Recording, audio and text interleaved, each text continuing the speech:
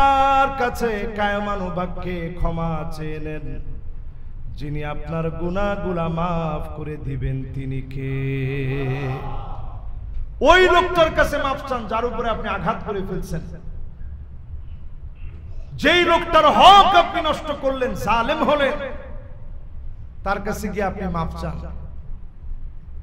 আমরা অনেক সময় মনে করি আমার চাইতে বড় ক্ষমতাধর আর কে আছে, এজন্য আপনি আরেকজনের উপরে জুলুম করলেন। জুলুমের হিসাব পাই টু পাই আল্লাহ দিবে। কোরআনে এই শব্দ দ্বিতীয়বার আর আসে নাই। ওয়ালা তারকানু ইলাল্লাযীনা যালামু ফাতামাসসাকুমুন নার।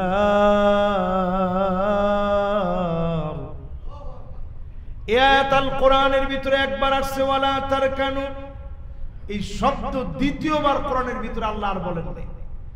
জালেমদের সঙ্গে ঠেস দিও না। ঠেস দেওয়া বুঝেন?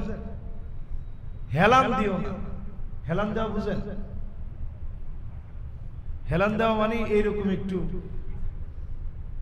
এটাকে আপনাদেরকে একটু কাত হয়ে, অন্তত জালেমদের পাশে এরকম কাত হয়ে একটু সঙ্গ দেওয়া।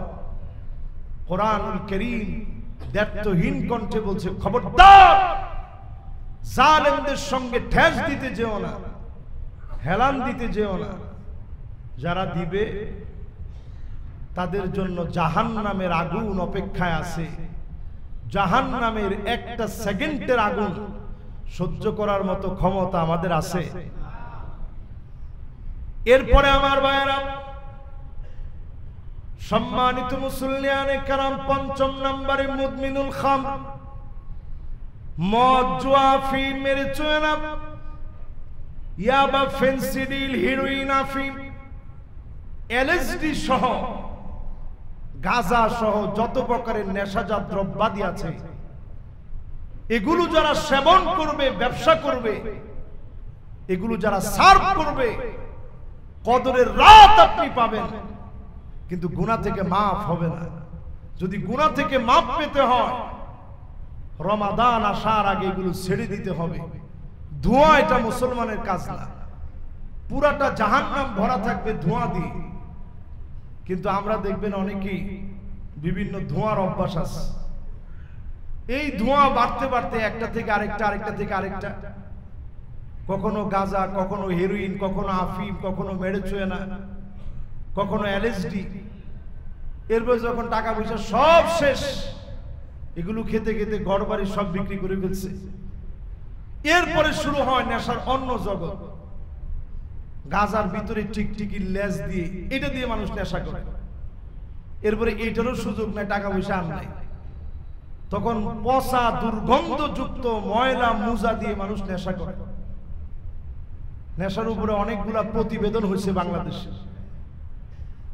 মাদকদ্রব্য নিয়ন্ত্রণ অধিদপ্তর আছে।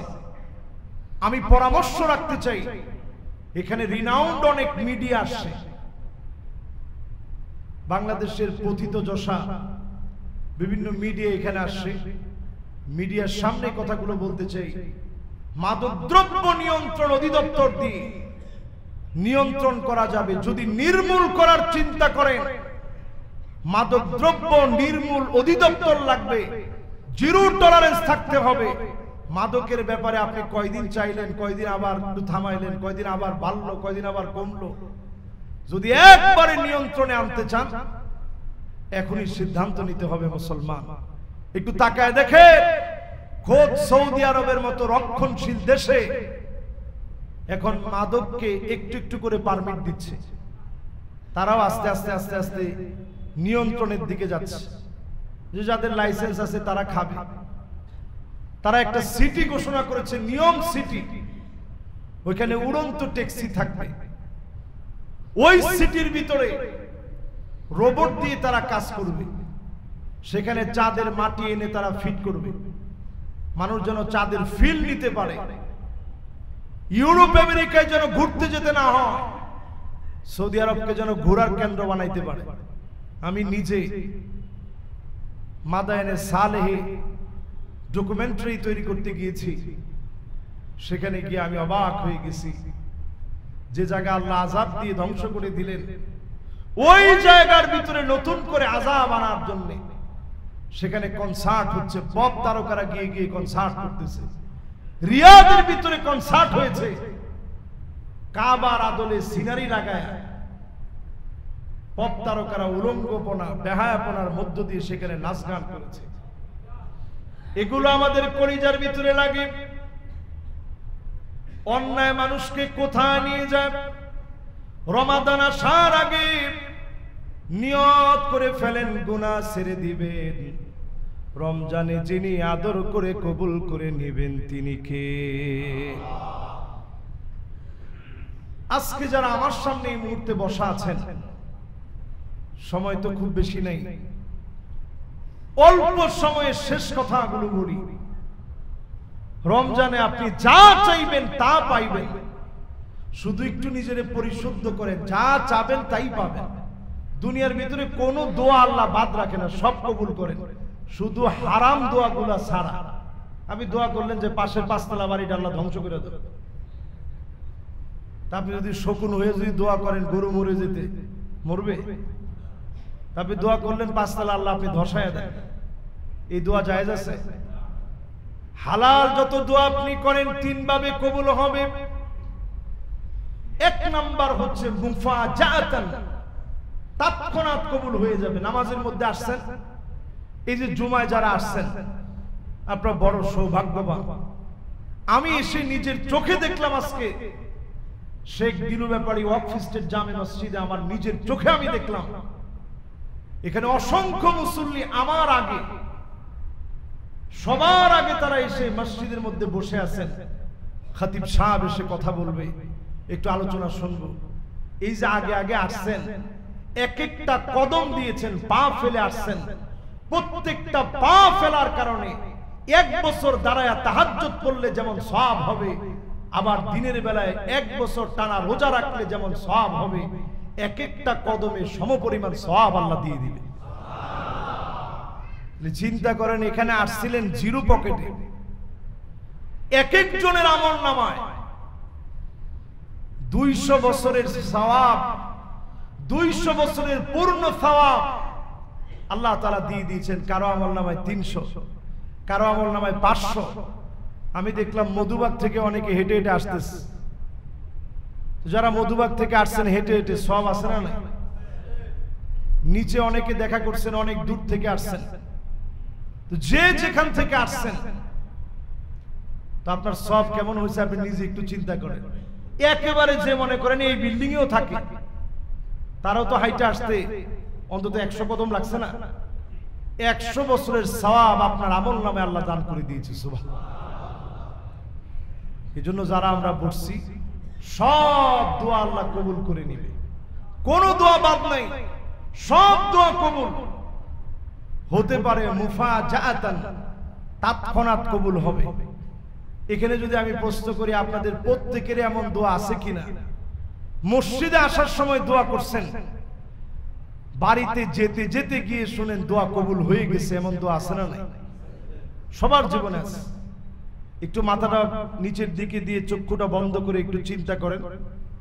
প্রত্যেকে জীবনে এমন অনেক বিষয় পেয়েছেন যে আপনি দোয়া করে গেছেন, যাওয়ার পর কবুল হয়ে গেছে।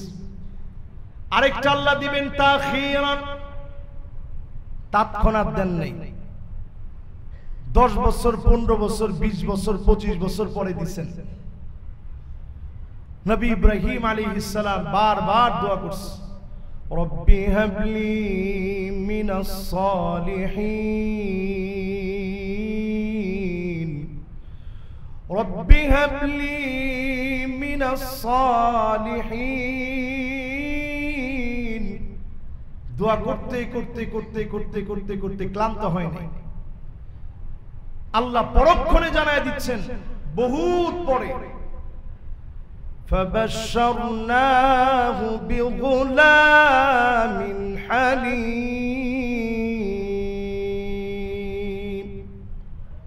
গোলামে হালিম আপনাকে আমি দান করে দিচ্ছি। তার ধৈর্য কেমন?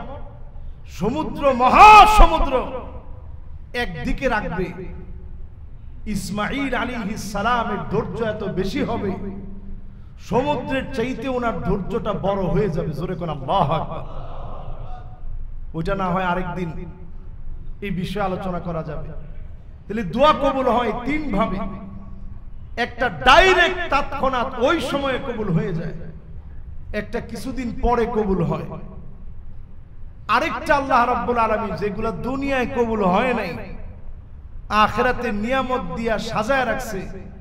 বুশরা মিন ইনদিল্লাহ, জান্নাতের ভিতরে আল্লাহ শুভ সংবাদ দিয়ে বলবে, এই যে বাড়িটা দেখতেছো, এই 100 তলা বাড়ি, মিআতু দারাজা, এই 100 তলা বাড়ি কিসের জন্য জানো?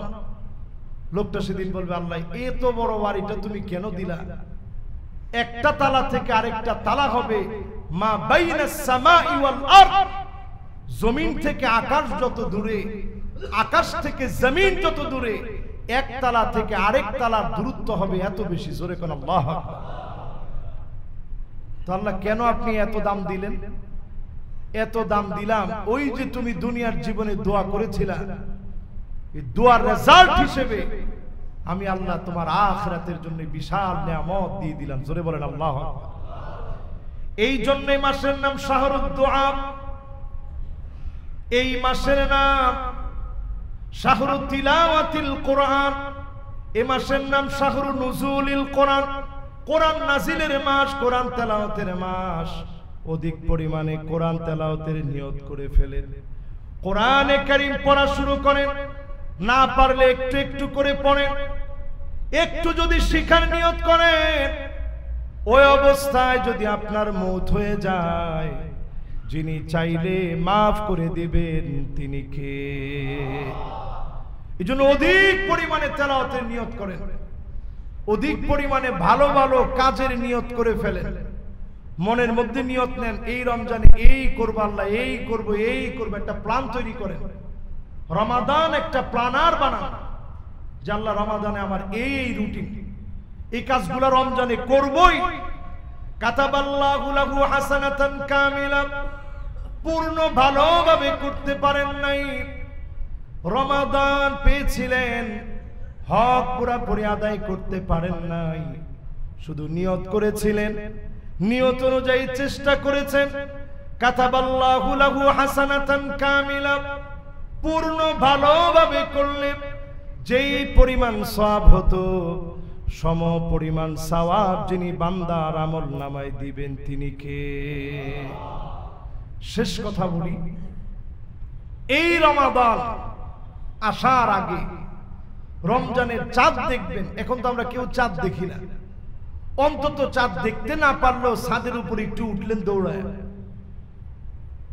উইটা আপনি চাঁদটা যদি পেয়ে যান, দেখে ফেলেন, একটা দোয়া পড়বেন, আল্লাহু আকবার, আল্লাহু আকবার, আল্লাহু আকবার, আল্লাহুম্মা হিল্লাহু আলাইনা বিল আমনি ওয়াল ঈমান ওয়াস সালামাতি ওয়াল ইসলাম ওয়াত তাওফীকি লিমা তুহিব্বু ওয়া তারদা রব্বি ওয়া রাব্বুকাল্লাহ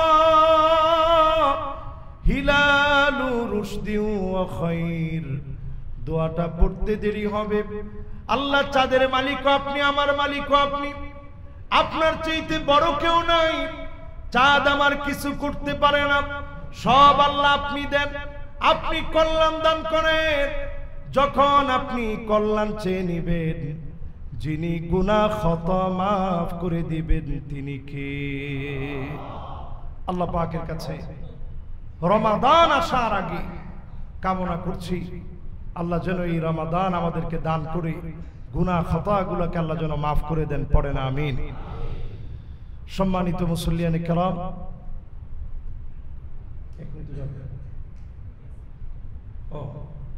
মাশাআল্লাহ, আমরা এটাকে ইনশাআল্লাহ আরো যতটুকু সিস্টেমাইজড করা যায় এটা ইনশাআল্লাহ আমরা করব আশা করি। ঠিক ইনশাআল্লাহ যখন আরবি খুতবার আগে, এই যে এই পুরো সময়টা কিন্তু দোয়া কবুলের সময়। এই যে এখন আমরা যে টাইমটা এখানে কাটাচ্ছি পুরাটা দোয়া কবুলের সময়, এবং জুমাবারের এই সময়টা এত দামি, যা চাবেন তা পাবেন, এত দামি সময়। আমরা ইনশাআল্লাহ এই মসজিদের প্রতি লক্ষ্য রাখবো, খেয়াল রাখবো। আলহামদুলিল্লাহ দান বক্সগুলো গিয়েছে। এটা ইনশাআল্লাহ আগামী থেকে আলোচনার সময় না, আমরা এটার জন্য আরবি খুতবার ঠিক পূর্ব মুহূর্তে আমাদের দানের এই বক্সগুলো যাবে ইনশাআল্লাহ আপনাদের কাছে। আপনাদেরও তো অনেকের মসজিদের কাছে, খতিবের কাছে অনেকেই দোয়া চেয়ে আপনারা লিখে পাঠাতে পারেন।